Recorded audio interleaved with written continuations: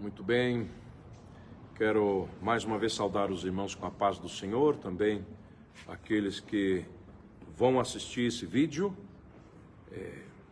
Quero aproveitar também pedir para que você se inscreva no canal, dá um like, todas essas coisas, para que mais pessoas, inclusive divulgue, compartilhe, para que mais pessoas possam participar do estudo. Nós estamos tratando da eternidade. Já falamos um pouquinho sobre a morte, falamos um pouquinho sobre o que acontece no pós-mortem, do ponto de vista espiritual. Falamos também sobre a ressurreição. A ressurreição é uma ressurreição não é só espiritual, mas é uma ressurreição corporal. Nosso corpo vai ressuscitar.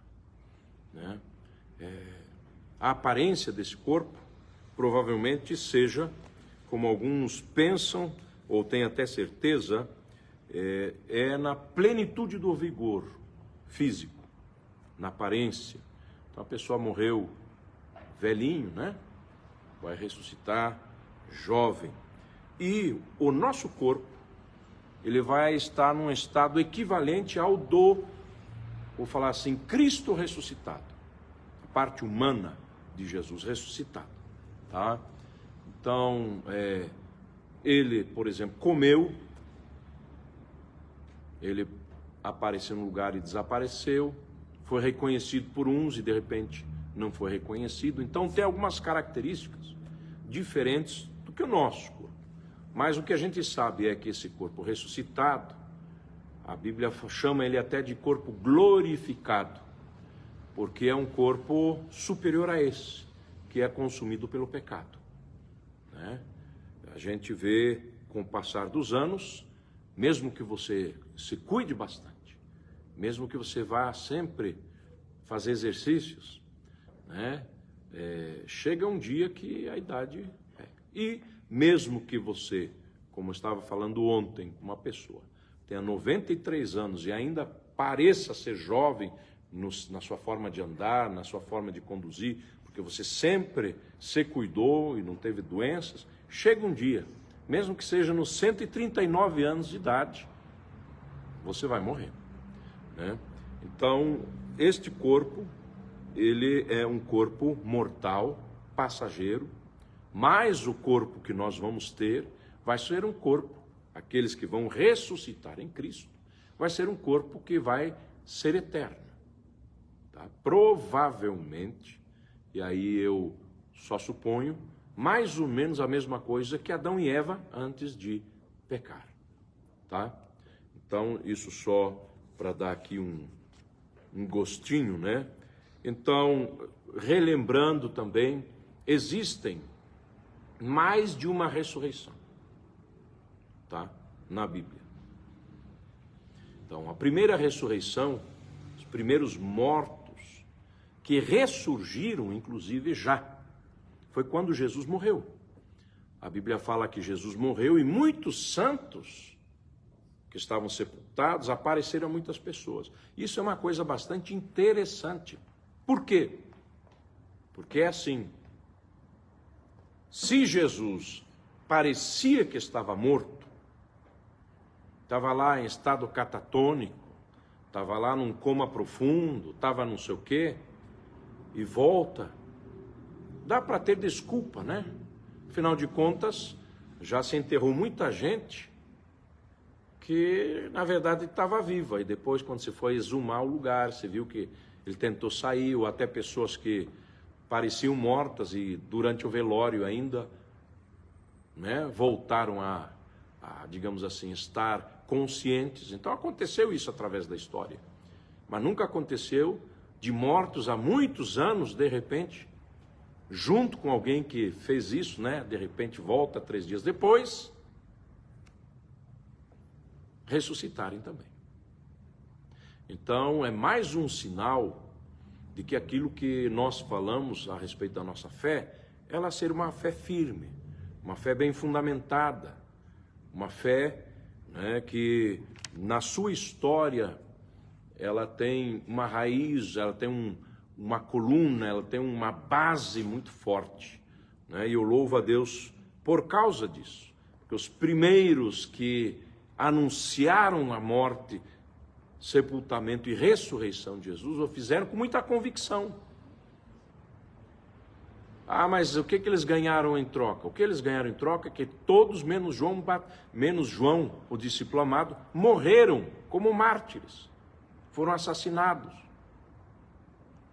Você está disposto a fazer muita coisa por uma mentira, às vezes para, não ficar feio o fato de você ter mentido, mas está disposto a morrer, aí a coisa, e não um, nem dois, nem três, nem quatro, nem cinco, então a coisa muda. De fato, eles viram Jesus morrer e também ressuscitar. E eles tinham muita fé nisso, além, é claro, das evidências da palavra. Então, a primeira ressurreição foi essa, daqueles mortos. A segunda ressurreição, em ordem cronológica, será daqueles que morreram em Cristo e vão ressuscitar. Só que a gente chama isso de, na verdade, primeira ressurreição. Então, a segunda ressurreição nós chamamos de primeira ressurreição. Por quê? Porque é assim também tratada, muitas vezes, dentro da própria palavra de Deus. Por quê? Porque todos os que estão mortos em Cristo, não alguns, vão ressuscitar. Então, essa é a primeira ressurreição, ou segunda. E a terceira ressurreição, ou segunda ressurreição mesmo, digamos assim, é aquelas pessoas que não fazem parte do reino de Deus e vão comparecer diante de um julgamento, vão ser julgados. Se chama o grande julgamento do trono branco, tá bom? Agora, se você for olhar no livro de Apocalipse, tem dicas que talvez também haja pequenas ressurreições, pelo menos uma, além dessa, que a gente está falando da primeira e da segunda. A primeira principal ressurreição, a segunda principal ressurreição, talvez aí no meio também tenha, tá? Mas eu não vou entrar muito nisso aqui, porque não é o intuito de hoje. Agora, a verdade é que tudo isso, essas ressurreições que a gente está falando, elas estão ligadas com o julgamento, ou com a justiça de Deus, tá? Quando a gente vê, na verdade, a palavra de Deus, você vai ver que Deus é um Deus justo. Muitas pessoas olham para Deus simplesmente como o Deus amoroso. E por causa disso, fazem o que querem, plantam bananeira na presença de Deus, Desculpe falar assim, cospem nele, com suas atitudes, porque Deus é um Deus de amor, é como uma criança muito mal educada faz. Só que cuidado, Deus não é só amor. Primeira característica de Deus na Bíblia é a sua santidade. Depois vem justiça de Deus. E aí você fala do amor de Deus. Então são características de Deus. Deus é um Deus justo. E aquilo que o homem fizer, o que ele plantar, ele vai colher. E o homem será julgado, no estudo passado estive dando aqui, será julgado pelas suas obras, por aquilo que ele fez. Tá? Então, alguns para recompensa e outros para condenação eterna. Então, atenção, as obras não salvam.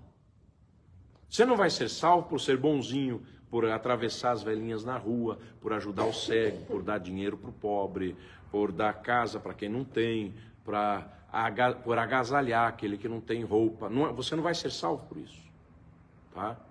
Mas você será condenado pelas suas obras. Então, salvação você não consegue com as obras, mas ser condenado por causa das suas obras você vai. E é por isso que nós precisamos da salvação que há em Jesus. Então, quem salva é Jesus. Porque nenhuma dessas obras consegue salvar o homem. Então, Deus interveio na história da humanidade para que o ser humano possa ser salvo. E não só o ser humano excelente, bom, perfeito, mas também o ser humano extremamente falho. Ele pode ter perdão dos pecados, pode ser transformado Ainda hoje eu estava ouvindo a respeito de um debate que, desde a época de Agostinho, até 1700 e tanto, e depois se falou, não vou mais debater a respeito, que é a obra da graça. O que eu quero dizer com isso? O seguinte, o ser humano, ele só pode ser salvo pela graça de Deus. Mas, por outro lado, para ele participar dessa graça, que só Deus dá, ele tem que ter fé. E aí? A fé vem do ser humano. A obediência vem do ser humano. E aí, peraí, mas então o ser humano tem que dar um passo em direção de Deus, mas como que ele consegue dar esse passo em direção de Deus, se Deus não influenciar ele? Então tem um debate muito grande a esse respeito, digamos assim, nos anais da história da teologia cristã. Agora, para mim, eu não vejo dificuldade nenhuma. A salvação é uma obra conjunta do Deus Todo-Poderoso com o ser humano falho. Os dois têm que trabalhar junto. Os dois têm que trabalhar junto. É algo recíproco. É algo, como que eu posso dizer assim, que se Deus fizer tudo o que Ele tem para fazer. Exemplo, Jesus morreu na cruz do Calvário. Está pronta a salvação. O ser humano tem que cooperar com isso.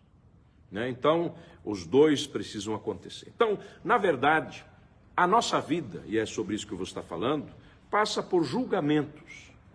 Alguns julgamentos são para condenação. Alguns, a maioria, infelizmente, e alguns para recompensa. O primeiro julgamento que ocorreu, foi na cruz do Calvário. Primeiro julgamento. A Bíblia fala, 2 Coríntios 5, 21, para quem está anotando, aquele que não conheceu o pecado, ou fez pecado por nós, para que nele fôssemos feitos justiça de Deus. Então, Isaías fala que ele tomou sobre si o quê? O castigo que nos traz a paz. Então, o julgamento de Deus aconteceu primeiro, não só na cruz, eu creio. A cruz é o ápice da situação. Mas o Senhor Jesus, a obra salvífica dele, começou do momento que ele nasceu, vou dizer assim. Toda a vida dele é um processo de salvação. Se vocês pensarem um pouquinho a respeito, eu creio que vocês vão chegar à mesma conclusão que eu. 1 Pedro 2,24 fala assim: levando ele mesmo em seu corpo os nossos pecados sobre o madeiro, para que, mortos para os pecados, pudéssemos viver para a justiça, e pelas suas feridas foste sarado. Então aqui Pedro cita exatamente Isaías 53 também. Então ele tomou sobre si os pecados, e todos os pecados, todos, grandes, pequenos, médios, conscientes, inconscientes, aqueles que você faz de propósito e aqueles que você foi forçado a fazer, você se sentiu forçado a fazer, vão ser julgados. E os pecados dos redimidos, dos salvos, foram julgados no Calvário. Cristo tomou o castigo por nossos pecados. Ele morreu para que nós pudéssemos ter vida, mas não vida só biológica, vida espiritual. Porque a gente não participasse da segunda morte, que faz parte dos estudos que eu passei para vocês. O outro julgamento é o julgamento que ocorre no nosso dia a dia. A Bíblia fala aqui em 1 Coríntios 11, 32 e 33. Porque se nós nos julgássemos a nós mesmos, não seríamos julgados. Mas quando somos julgados, somos repreendidos pelo Senhor para não sermos condenados com o mundo. O apóstolo Pedro, e eu esqueci de anotar isso, fala depois de falar assim: não estranheis da ardente prova que há de vir sobre vós, como se coisa estranha vos acontecesse. Nesse mesmo trecho, ele fala que o julgamento tem que começar pela casa do Senhor. Então, às vezes, as lutas, as provas, as angústias que a gente está passando, esse julgamento, às vezes, não é nem, como que eu posso dizer assim, porque você fez algo de errado. Porque você descobre logo, que muitas vezes, sem culpa alguma, a gente leva a tinta. A gente passa por certos processos, por certas angústias. Até o homem mais santo, mais puro, vai passar por dificuldades, vai passar por problemas, tá? Então, o que ocorre?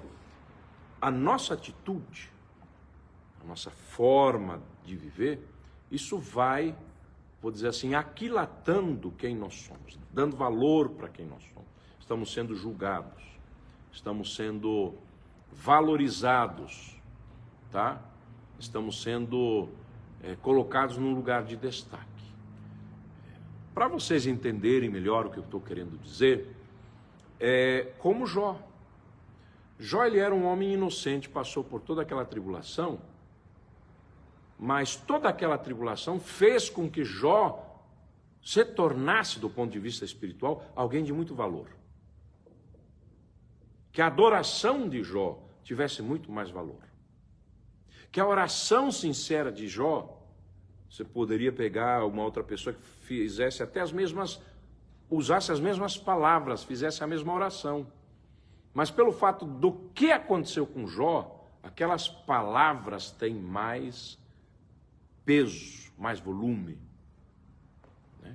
Todos nós adoramos já Deus em meio a uma luta, a meio a algum problema.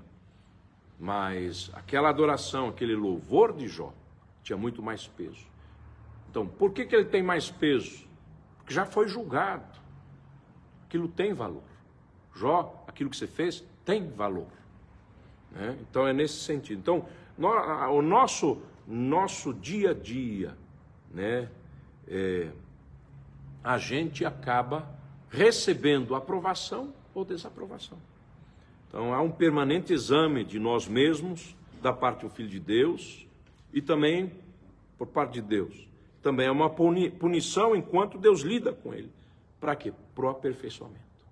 A Bíblia fala, em Hebreus 12, um pouquinho a esse respeito, que Deus, ele repreende e castiga a todos quanto ama. E depois fala para que é isso? Para que nós venhamos participar da sua santidade. Né? Então, na verdade, e aí a gente entende melhor o que vai acontecer no futuro. No final do Apocalipse, no capítulo 21, a gente vê isso. Apocalipse 22, versículo 12. Jesus fala assim: eis que cedo venho, e o meu galardão está comigo para dar a cada um segundo a sua obra. E aqui novamente vem a palavra obra. Jesus vem e vai recompensar conforme a obra. Então, às vezes, Deus deu responsabilidade maior para algumas pessoas, mas as obras dessas pessoas não foram dignas, foram salvas. Por quê? Porque estavam baseados em Jesus, o fundamento é Jesus. E é interessante que o apóstolo, ele fala o seguinte: o fundamento é o mesmo, mas cuidado como você edifica em cima. Se você edificar um templo de feno, palha, madeira, pedra preciosa, ouro, o fogo, o julgamento, a prova vai mostrar o que é o que ali. Mas você vai ser salvo como que pelo fogo. Né? Então, o nosso dia a dia, né, a gente tem um versículo na Bíblia que fala assim: a vossa obra no Senhor não é vã. Agora, eu posso dizer sem medo de errar, não está na Bíblia dessa forma, mas vou dizer, o sofrimento teu no Senhor, ou por causa do Senhor, também não é vão. Também não é vão. E às vezes o sofrimento, a angústia, o problema, mas a verdade é que nós vamos receber recompensa. Você foi fiel no pouco, No muito, você vai ser colocado. Né? A nossa obra no Senhor, aquilo que a gente fez não é em vão. E às vezes, olhando certas situações, a gente tem que simplesmente olhar pela fé. Porque a gente se esforçou muito e o resultado é pouco.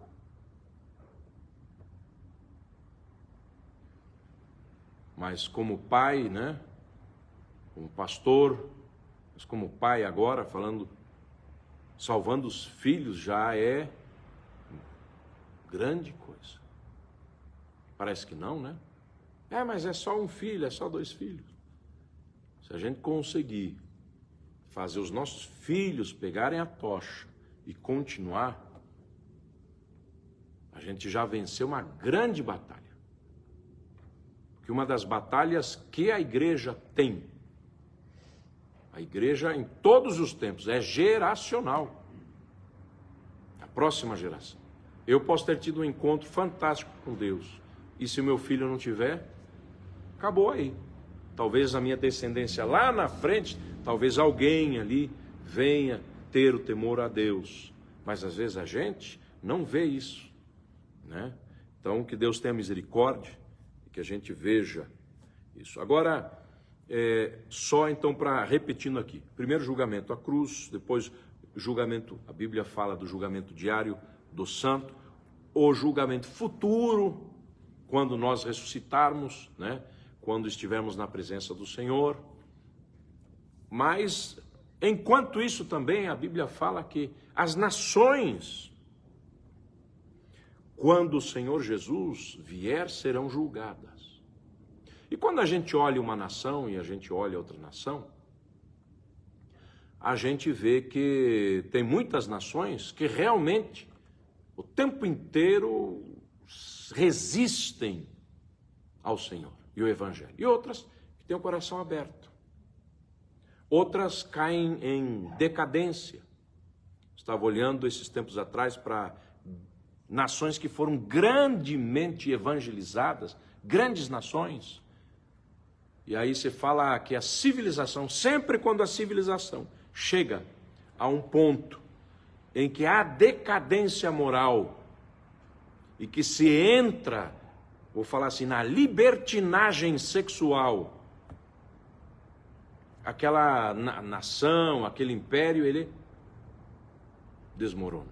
Aí você vai ver certas nações poderosíssimas hoje, mas você já sabe que está declinando, por causa da libertinagem sexual.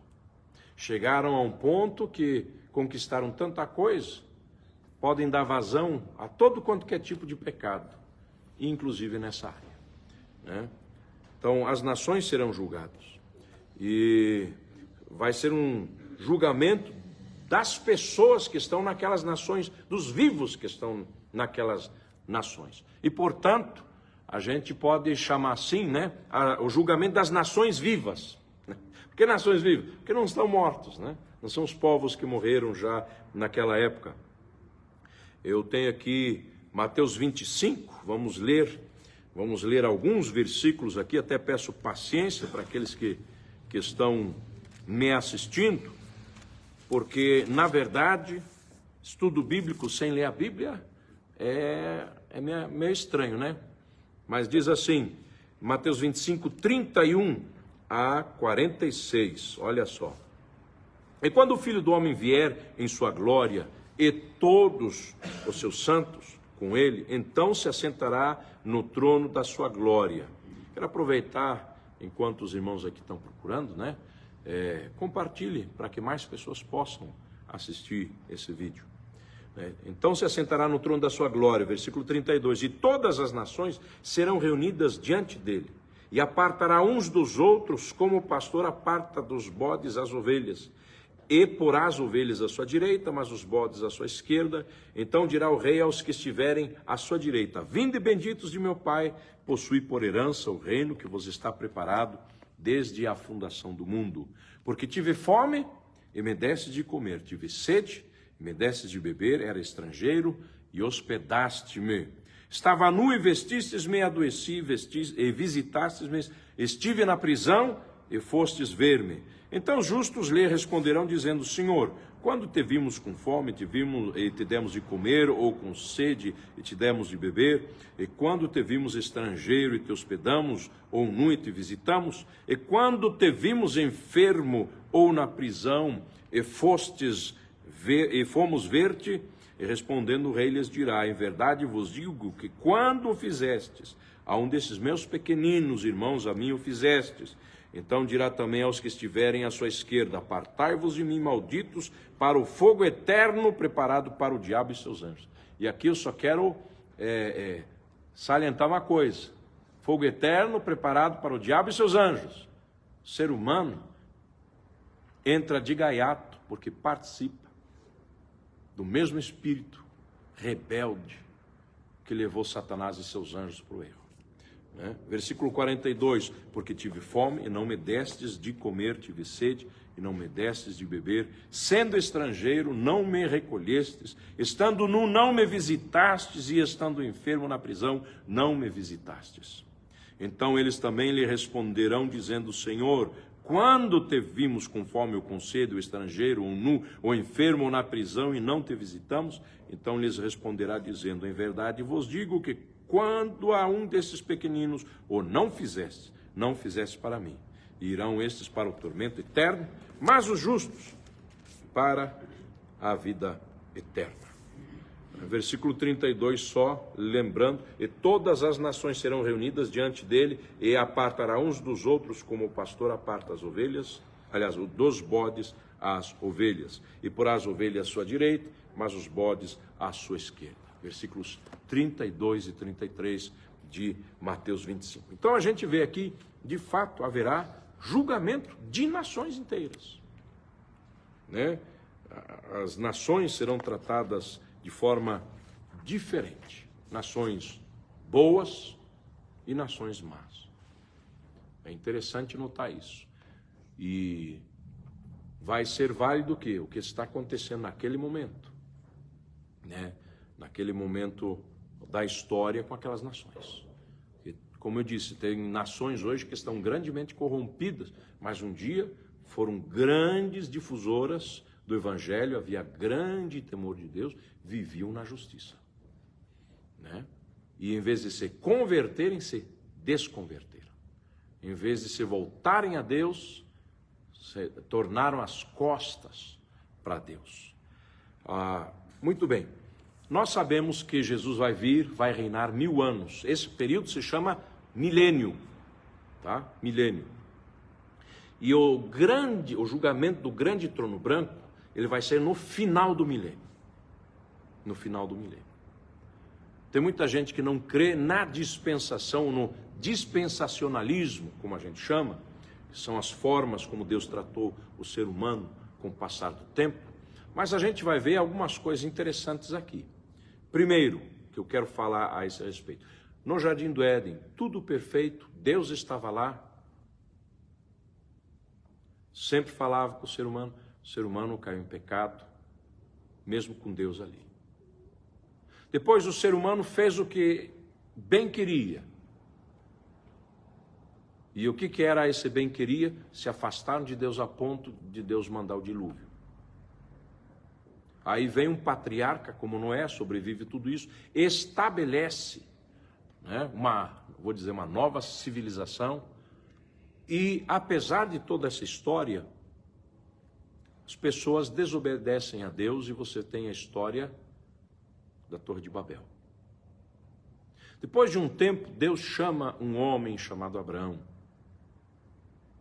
E Deus pega líderes de famílias. E mesmo assim, essa nação que é formada desse clã, e depois tribos que saem desse clã, falham, se afastam de Deus. Viram as costas para Deus. Inclusive, quando o Messias veio, o que eles fazem é crucificá-lo. E depois disso, já se passaram 2000 anos, as pessoas têm tentado, estas pessoas, essa nação, tem esperado o Messias, mas perderam o bonde da história. Deus ainda os tem como seu povo, mas perderam o bonde da história.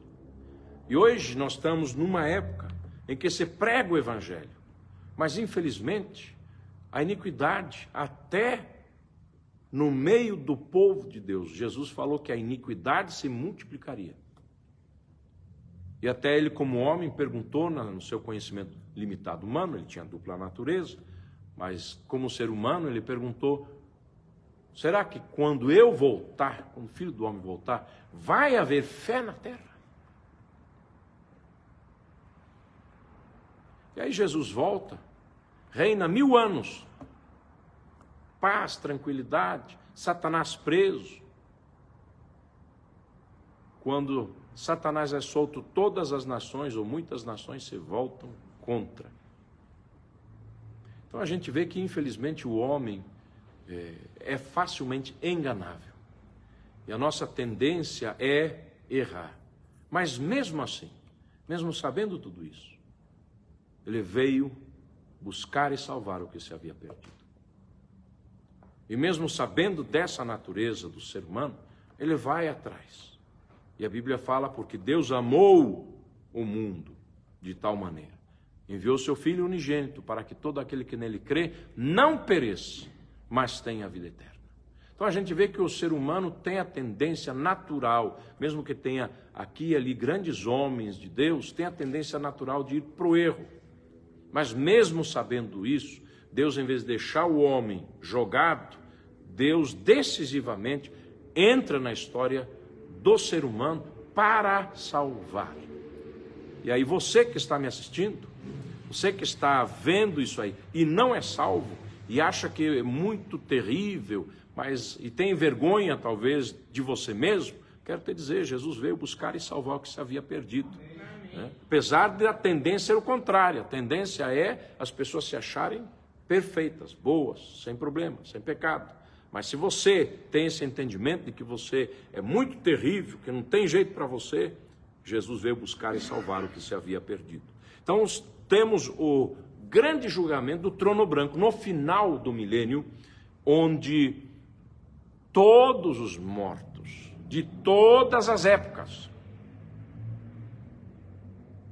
vão ressuscitar. Os que não ressuscitaram ainda vão ressuscitar e serão julgados. E a Bíblia fala a esse respeito em Apocalipse capítulo 20. Nós vamos ler os versículos 11, até o versículo 15. Diz assim a palavra do Senhor: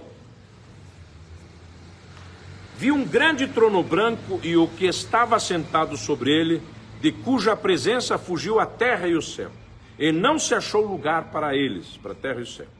E vi os mortos, grandes e pequenos, que estavam diante do trono, e abriram-se os livros, e abriu-se um outro livro, que é o da vida. E os mortos foram julgados pelas coisas que estavam escritas nos livros, segundo as suas obras. Como eu disse, obra não salva, mas condena.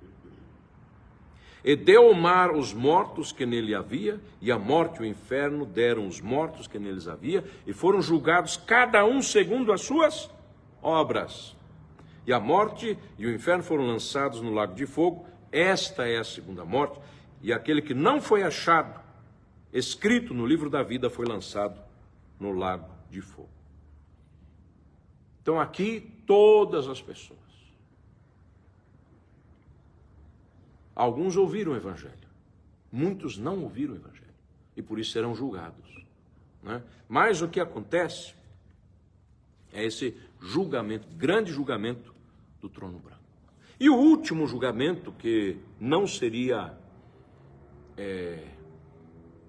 digamos assim, não iríamos cobrir tudo de importante, é o julgamento dos anjos. A Bíblia fala que nós vamos julgar os anjos, tanto os caídos, quanto os bons para recompensa. A Bíblia fala que os anjos são espíritos ministradores a favor de quem? Daqueles que hão de herdar a salvação.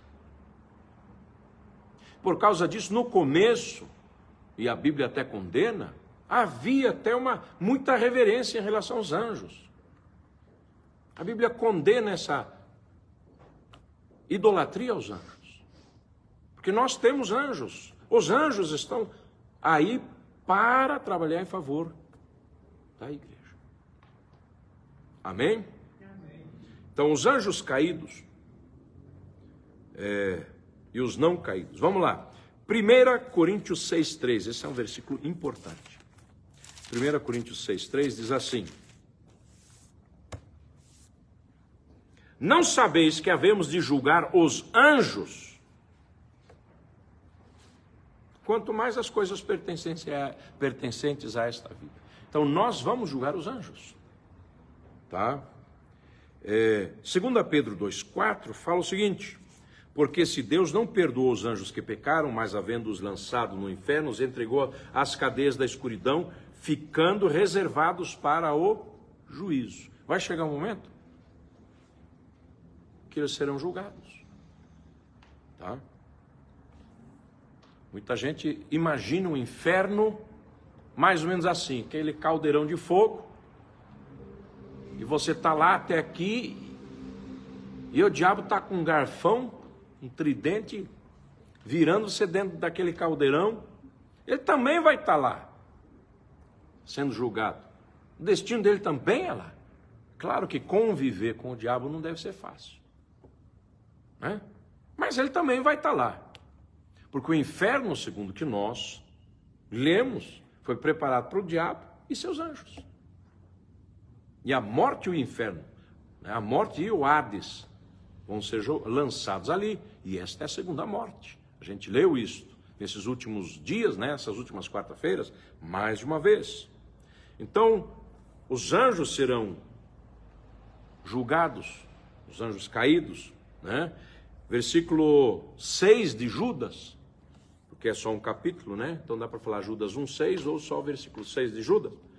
E aos anjos que não guardaram seu principado, mas deixaram sua própria habitação, reservou na escuridão e em prisões eternas até o juízo daquele grande dia. Então haverá juízo para esses anjos caídos. Tá bom? É importante vocês terem isso em mente. Agora, eu vou estar entrando num assunto, espero que eu consiga terminar devido ao tempo, mas julgamento para nós que somos salvos é para recompensa, não é para condenação. Tá? Então, os salvos estão salvos, eles não passam, vamos ver se vai ser condenado. Não vê se você, né? Tem religião que coloca uma balança.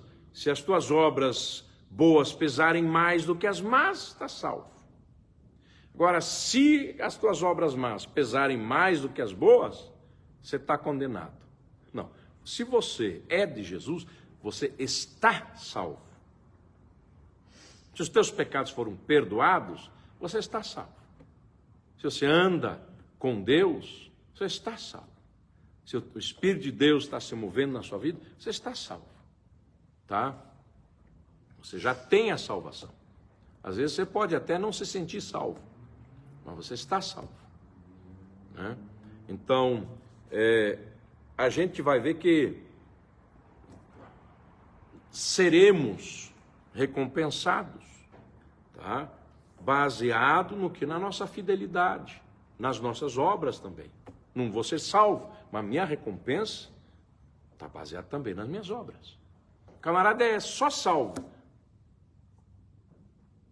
E o outro pega, além de ser salvo, é uma pessoa que se empenhou muito pelo reino de Deus, Deus vai tratar do mesmo jeito. Que o camarada que foi levado em banho-maria, aquele que construiu um templo de feno, será que vai receber a mesma recompensa daquele que pagou o preço para construir um templo de ouro? Claro que não. Deus é justo, né? Deus é justo. Então, as parábolas, por exemplo, dos talentos falam a esse respeito. Mateus 25, não vou ler porque está ali do versículo 14 ao 40.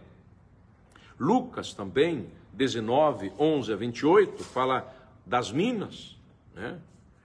Dos trabalhadores nas vinhas. Mateus 20, versículos 1 a 16, mostram que Deus recompensa. Há um galardão para aquele que trabalhou mais, né?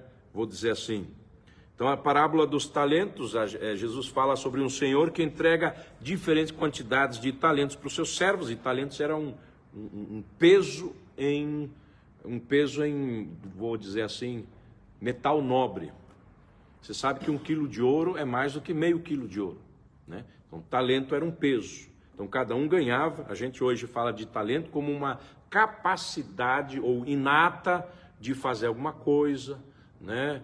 Um dom ou alguma coisa assim. Mas a parábola dos talentos, os primeiros que leram, existia o talento, existia esse peso, né? Em ouro, em prata, em cobre, e se sabia do valor disso, era dinheiro, tá?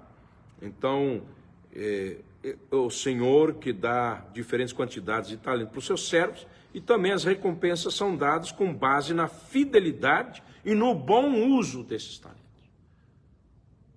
Que Deus nos ajude, irmãos, viver uma vida não desperdiçada na presença de Deus. Para mim isso tem sido um desafio ultimamente.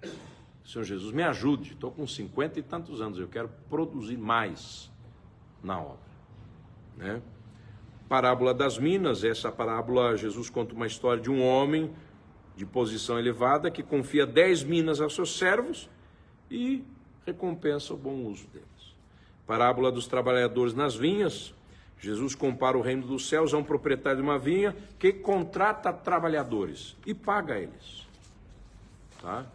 Contrata em diferentes momentos, digamos assim, do dia, e paga a todos o mesmo salário, independentemente do trabalho, digamos, do tempo trabalhado. Mas havia o quê? Um salário combinado. Nós sabemos a nossa recompensa, por exemplo, salvação. Eu sou salvo outro, mas, então a gente vê isso. Além disso, na Bíblia, existem aquilo que são chamadas de coroas, né? Tem, por exemplo, coroa da vida, de glória, da justiça, da alegria, incorruptível. Outra coroa, que essa é a boa, é a tua coroa, guarde a tua coroa, né? Essa é a boa, aquela que eu tenho. Não querendo ser egoísta, mas é a que a gente tem, que tem que ser guardada, né? A coroa da vida, por exemplo, tanto Tiago 1,12 quanto Apocalipse 2,10 fala assim, olha, Tiago 1,12, bem-aventurado o homem que suporta a tentação, porque quando for provado, receberá a coroa da vida, a qual o Senhor tem prometido aos que o amam. E em Apocalipse 2,10 diz assim, não temas o que hás de padecer, eis que o diabo lançará alguns de vós na prisão, para que sejais tentados e tereis uma tribulação de 10 dias. Sê fiel até a morte, dar-te-ei a coroa da vida. Coroa de glória, Hebreus 2,9 e 1 Pedro 1,5. 1 Pedro 5,4, 1 Pedro 5,4 diz assim, vemos, porém, coroado de glória e honra aquele Jesus que fora feito um pouco menor do que os anjos, por causa da sua paixão da morte. Eu estou lendo tudo errado aqui. 1 Pedro 5,4, vamos voltar de novo. E quando aparecer o sumo pastor, alcançareis a incorruptível coroa da glória. 1 Pedro 5,4. Agora sim, Hebreus 2,9, me perdoem. Vemos, porém, coroado de glória e honra aquele Jesus que fora feito um pouco menor do que os anjos, por causa da paixão da morte, para que pela graça de Deus provasse a morte por todos. Coroa da justiça, 2 Timóteo 2,4, diz, e agora a coroa da justiça me está guardada, a qual o Senhor justo juiz me dará naquele dia. Coroa de alegria, 1 Tessalonicenses 2,19, porque qual é a nossa esperança, o gozo, ou coroa de glória, né? Fala assim, esperança, o gozo, ou até pode ser chamado de coroa de glória novamente, porventura não sois vós também diante de nosso Senhor Jesus Cristo em sua vinda. E assim vai. A gente tem vários tipos de coroa diferentes, né? Tem a coroa de ouro, por exemplo, daqueles 24 anciãos que estão diante da presença do Senhor. Agora, quando a gente vê a igreja como um todo e de forma específica a igreja, vamos lá para Apocalipse 2, nós vamos ver, tanto em Apocalipse 2, quanto ao Apocalipse 3, alguns dos, digamos, de recompensas, algumas das coisas que nós vamos receber. Apocalipse 2:7 fala assim: quem tem ouvidos, ouça o que o Espírito diz às igrejas. Ao que vencer, dar-lhe-ei de comer da árvore da vida que está no meio do paraíso de Deus. Então aqui, primeira coisa, isso foi uma coisa que o ser humano perdeu acesso lá no Jardim do Éden. Há uma recompensa. Podemos ter acesso de novo. Por isso que, de certa forma, eu falo que nós seremos restaurados como aquilo que Adão e Eva eram. Tá? Tanto é que muita gente vê a Nova Jerusalém como um novo Jardim do Éden, tá? Onde estaremos diante da presença do Senhor constantemente e que Deus preparou tudo aquilo para aquele que é salvo. Apocalipse 2:17 fala, aliás, eu vou estar lendo aqui Apocalipse 2:11. Outra recompensa de Deus, diz assim: quem tem ouvidos, ouça o que o Espírito diz às igrejas. Ao que vencer, não receberá o dano da segunda morte. E novamente aqui a gente sabe qual é essa segunda morte. É exatamente, não a morte física, mas é a separação eterna de Deus. Tá? Isso é uma recompensa que nós recebemos. Também ainda no capítulo 2, no versículo 17, quem tem ouvidos, ouça o que o Espírito diz às igrejas. Ao que vencer, darei eu de comer do maná escondido, e darei uma pedra branca, e na pedra um novo nome, o qual ninguém conhece, senão aquele que o recebe. Então, você vai receber maná escondido, né? Esse maná que ninguém conhece, e um novo nome, e uma pedra de justiça. Mas vamos lá agora para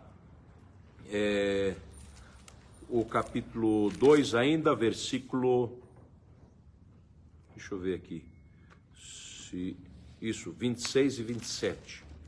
Ao que vencer e guardar até o fim as minhas obras, eu lhe darei poder sobre as nações, e com vara de ferro as regerá, e serão quebradas como vasos de oleiro, como também recebi do meu Pai. Então aquele que vencer vai reinar com Cristo. E finalmente também agora no capítulo 3, no versículo 5, nós lemos o seguinte: o que vencer será vestido com vestes brancas, que fala da justiça, né? E de maneira nenhuma arriscarei o seu nome do livro da vida, e confessarei o seu nome diante de meu Pai e diante dos seus anjos. E versículo 12, aqui ainda do capítulo 3, ao que vencer, eu farei coluna no templo do meu Deus, e dele nunca sairá, e escreverei o seu nome, sobre ele o nome do meu Deus, e o nome da cidade do meu Deus, a nova Jerusalém, que desce do céu, do meu Deus, e também o meu novo nome. Versículo 21, ao que vencer, lhe concederei que se assente comigo no meu trono, assim como eu venci e me assentei com meu Pai no seu trono. Então vamos reinar de fato com Cristo. Então tem algumas recompensas aqui, tá? Então, só encerrando, quero agradecer você que está assistindo, inclusive até peço que você compartilhe. Mas quando a gente vê essa situação toda aqui, a gente vê que o nosso trabalho, o nosso viver para Deus não é em vão.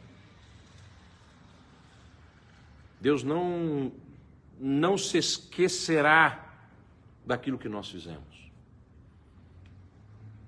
Quando eu penso em certas pessoas que foram para o campo missionário e perderam tudo lá, perderam a esposa, perderam os filhos, perderam a saúde, morreram às vezes sem ter resultado visível. Outros que trabalharam para Deus de uma forma diferente, né? É considerado um dos heróis da fé. Se chamava David Livingstone.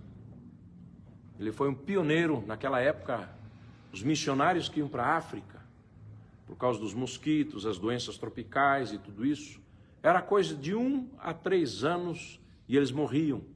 Então, quando um casal novinho, muitas vezes novos, porque tinham mais saúde, era assim que as agências missionárias enviavam, iam para lá, eles já se despediam da família, porque sabiam que dependendo de onde iam, nunca mais iriam voltar. Não teria mais volta. Eles estariam sacrificando sua vida por um curto período de tempo. Mas eles olhavam para aquele campo missionário e falavam, aqui você precisa levar o evangelho. E esse David Livingstone, ele foi tentar ser missionário e tal, mas ele notou que ele tinha uma habilidade fora do comum de explorar os lugares. Então a África era totalmente desconhecida. Então ele ia explorar rios, caminhos onde os missionários iriam poder entrar no futuro. E lá no meio do nada naquela época, então ele fazia mapas detalhados. Ele descobriu muitas coisas, né? Claro que os habitantes lá já conheciam, né? Mas o homem branco sempre descobriu o Brasil, não tinha nem milhões de índios que moravam aqui. Chegou um pouco atrasado, nós já temos um bom tempo aqui, né? Mas o homem branco sempre descobre as coisas, os outros não, né? Então ele descobriu muitos caminhos, ele descobriu muitas coisas, né? Que auxiliaram os missionários a estabelecer assim o reino de Deus depois. Um desses missionários que ganhou milhões de pessoas, inclusive num lugar onde havia uma pedra, que o David Livingstone colocou ali. Ele falou uma coisa que agora, onde ninguém se converte, uma coisa mais ou menos assim, posso estar bem errado, mas o espírito da coisa é essa, onde ninguém se converte, milhões se chegarão a Cristo. Por quê? Porque esse era o objetivo dele. Então ele foi de barco, ele foi isso, foi aquilo, tanto é que ele morreu no campo missionário. E se não fosse uma pessoa que ele converteu e que acompanhava ele, ele teria se perdido. Aí esse camarada pegou sal, preservou ele no sal, que nem a gente faz com bacalhau, né? Preservou ele no sal, colocou ele dentro de um saco e levou ele para um porto, onde havia o homem branco. E foi assim que ele pôde ser enterrado. E descobriram que era ele mesmo, porque desfigura a pessoa, por causa de uma cicatriz que ele tinha de quando um dia ele foi atacado por um leão e sobreviveu. Então quem conhecia ele viu, essa cicatriz realmente é dele, porque pelo rosto não dava para saber se era ele. Então, há recompensa em servir a Deus. Muita coisa parece inútil, muita coisa, nem todos nós vamos ser um dia considerados heróis da fé. Mas cada um no nosso lugarzinho, sendo fiel a Deus. Às vezes apanhando, sofrendo pelo fato de ser servo do Senhor, vamos ter recompensa. É uma coisa às vezes assim um pouquinho além, pelo menos para mim, porque eu sirvo a Deus não pensando em recompensa. Sirvo a Deus porque eu amo Deus. Mas lembrando isso aqui, dá um novo ânimo, né?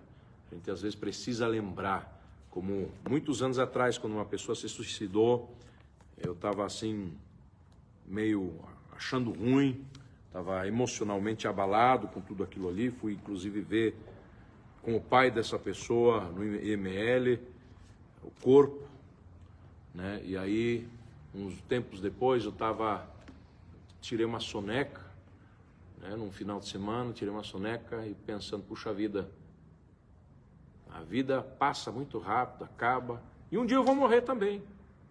E eu estava para baixo com isso. Mas aí eu me lembrei, não, mas espera aí, minha vida não acaba com a minha morte. Um dia eu vou ressuscitar em Cristo. E essa é a fé do cristão. Você pode estar passando muita luta agora, muito problema agora, pode estar difícil demais para você. Permaneça firme. Por quê? Porque a nossa vida aqui, ela é passageira mesmo. Mas nós estamos olhando com fé para Jesus, o autor e consumador da nossa fé. Sabendo, Ele ressuscitou. Ele prometeu que nós iríamos ressuscitar também. E que estaríamos para sempre com Ele. Que todas essas coisas que são imperfeitas, todas essas coisas que são injustas, todas essas coisas que estão fora do nosso controle e às vezes nos abatem muito, porque é uma luta sabemos que um dia vai acabar e a nossa fidelidade vai ser recompensada. Amém? Deus abençoe você que está nos assistindo de uma forma muito, muito especial.